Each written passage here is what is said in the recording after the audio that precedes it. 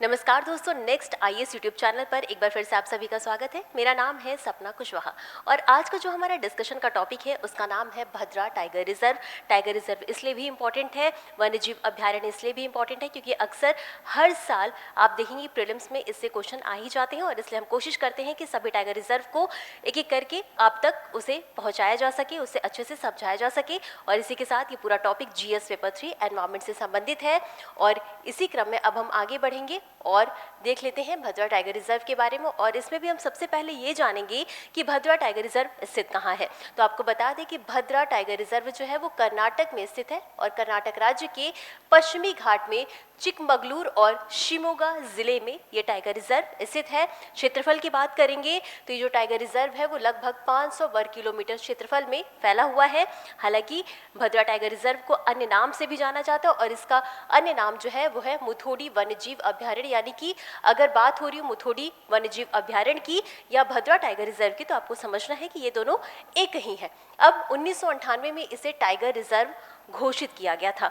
एक जो सबसे इंपॉर्टेंट बात है भौगोलिक विशेषताओं की, तो ये जो पूरा टाइगर रिजर्व का एरिया है इसमें आपको तरह तरह की घाटियां देखने को मिलेंगी, साथ ही साथ यहाँ पर खड़ी पहाड़ियां भी देखने को मिलेंगी। अब जल स्रोत की बात कर लेते हैं तो इस टाइगर रिजर्व में भद्रा नदी बहती है और साथ ही साथ इसकी सहायक नदियां भी यहाँ से होकर के गुजरती हैं और इस लिहाज से ये बेहद इंपॉर्टेंट हो जाती है।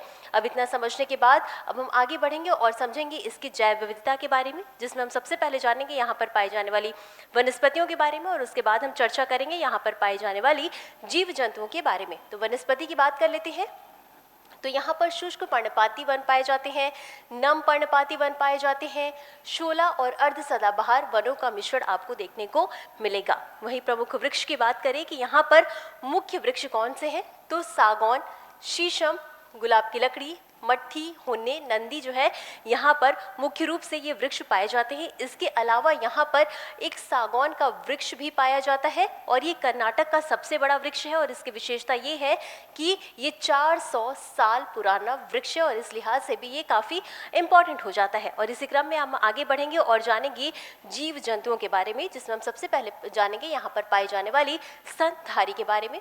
बाघ, तेंदुआ, ब्लैक पैंथर, ढोल, भारतीय सिवेट, गौर, सांभर, भौंकने वाले हिरन, हाथी, भालू, जंगली सुअर, चित्तीदार हिरण, माउस डियर, लंगूर, पतला लॉरिस, पैंगोलिन, शाही यहाँ पर मुख्य रूप से जीव पाए जाते हैं। इसके अलावा यहाँ पर पक्षी भी पाए जाते हैं जिसमें कि 250 से अधिक पक्षियों की प्रजातियां पाई जाती हैं और इसमें भी मुख्य रूप से हॉर्नबिल, मालाबार ट्रोगोन, हिल मैना यहाँ पर मुख्य रूप से पाए जाते हैं। तो ये तो हमने समझा भद्रा टाइगर रिजर्व से जितने भी इंपॉर्टेंट पॉइंट थे उसको हमने समझ लिया। अब आपको बता दें कि ये जो पूरा टाइगर रिजर्व है ये चर्चा में क्यों था। तो दरअसल हाल ही में यहाँ पर ब्लैक पैंथर की उपस्थिति देखी गई है तो इस लिहाज से भी ये काफ़ी इंपॉर्टेंट हो जाता है। और अब हम समझेंगे ब्लैक पैंथर के बारे में। तो ब्लैक पैंथर जो है उसे अक्सर मेलानास्टिक तेंदुआ भी कहा जाता है। क्यों?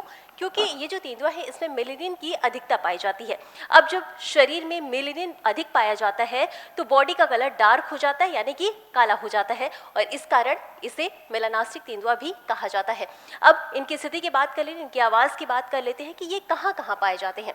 तो ये एशिया, अफ्रीका और अमेरिका में मुख्य रूप से पाए जाते हैं।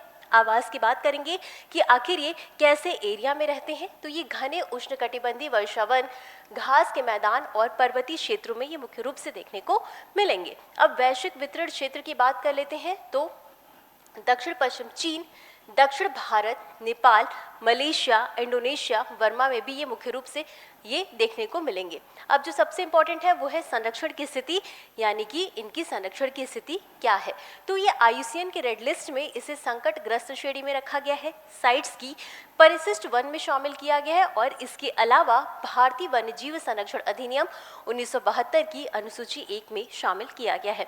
अब ये जो है ब्लैक पैंथर, इसे कुछ खतरों का भी सामना करना पड़ता है जिसमें सबसे पहला है कि पर्यावास का नुकसान, यानी कि इनके आवास में कमी देखने को मिल रही है। जाहिर सी बात है जब डेवलपमेंट होता है, वनों की कटाई होती है तो जो वहाँ के जीव जंतु होते हैं, जो वन्य जीव जंतु, उनको सबसे ज़्यादा खतरे का सामना करना पड़ता है क्योंकि उनके रहने के, उनके आवास के स्थान में कमी होती है। इसके अलावा इनका अवैध शिकार भी किया जाता है जिसके कारण इनकी संख्या में भारी कमी देखने को मिल रही है और शिकार की घटती आबादी, यानी कि इनका जो मुख्य भोजन है, इनका जो शिकार है उसमें भी कमी होने के कारण जब इन्हें पर्याप्त भोजन नहीं मिल पाएगा तो जाहिर सी बात है भूख के कारण इनकी मौत भी हो सकती है। तो ये था आज का हमारा पूरा डिस्कशन का टॉपिक और अब हम इसी के साथ आगे बढ़ेंगे और देख लेंगे इससे संबंधित एक अभ्यास प्रश्न को।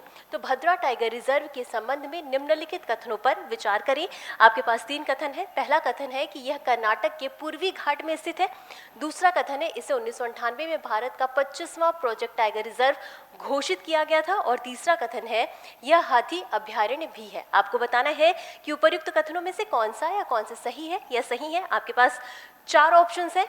ए केवल 2, बी केवल 2 और 3, सी केवल 1 और 3 या डी 1, 2 और 3। और इस प्रश्न का उत्तर आपको हमेशा की तरह कमेंट बॉक्स में देना है। तो आज के लिए बस इतना ही। मिलते हैं अगले एपिसोड में इसी तरह कुछ अहम और ज़रूरी खबरों के साथ। तब तक के लिए धन्यवाद।